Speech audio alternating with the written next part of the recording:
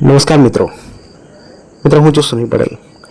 મિત્રો, ખેડૂત છું એટલે ખેતીની વાત પણ કરીશ જ. મિત્રો, મારી કેસર કલમની નવી યોજના ભાગ 2માં આપણે જોયું હતું તેમ અહીં આ ખેતરમાં પાણીની સગવડ નથી, એટલે ઘરેથી પાણી લાવીને આ પાઇપ થ્રુ કલમને આપીએ છીએ. તો મિત્રો, હવે હું તેમને એનું રિઝલ્ટ બતાવીશ. ખૂબ જ સુંદર રિઝલ્ટ મળ્યું છે મિત્રો.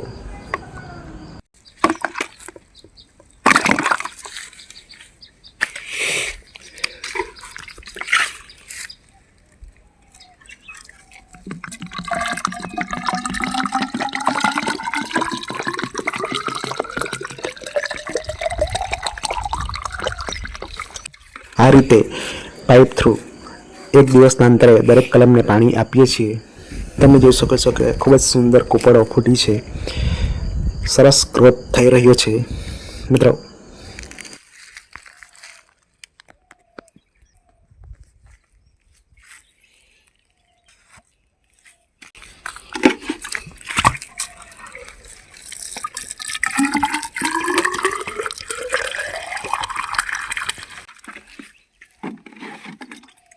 સરસ નવા પાનો ફૂટી રહ્યા છે.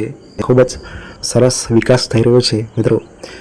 આ રીતે અને સાથે સાથે કલમની ફરતે પણ થોડું પાણી સિંચી દઈએ છીએ મિત્રો.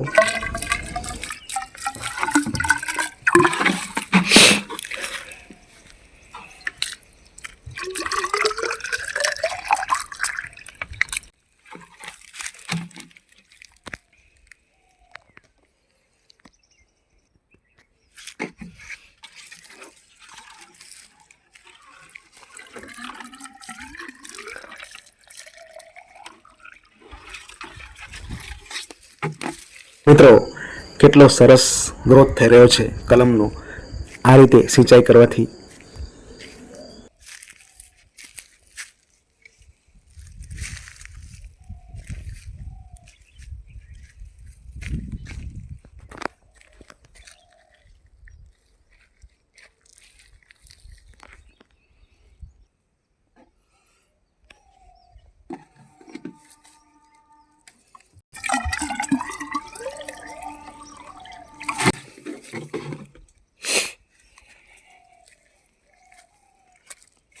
મિત્રો, આ રીતે પાઇપ થ્રુ પાણી આપવાથી નીચે સુધી મૂળ સુધી પાણી પહોંચે છે. પાણી વેસ્ટેજ જતું નથી, બાષ્પીભવન પણ થતું નથી, એટલે પૂરતું પાણી કલમને મળી રહે છે.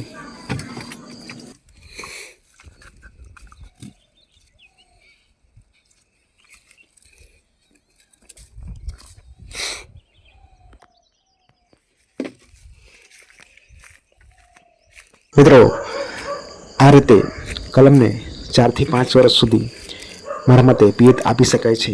પછી કલમ થોડી મોટી થતાં એની જરૂરિયાત વધી જાય છે, તો ત્યાર પછી કંઈક બીજી સગવડ કરવી જોઈએ. પરંતુ કોઈ વાતે આપણે અટકવું નહીં જોઈએ. રસ્તાઓ મળી જ રહે છે. જય કિસાન.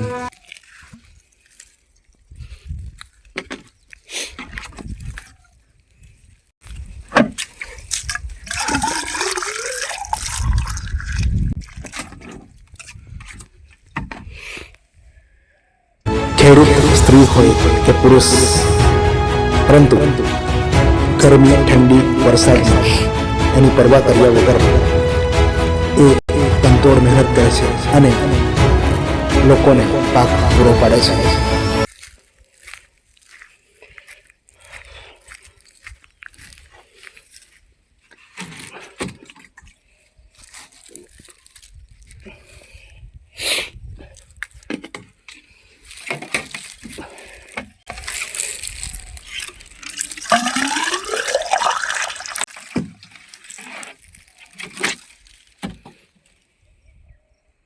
Thank you.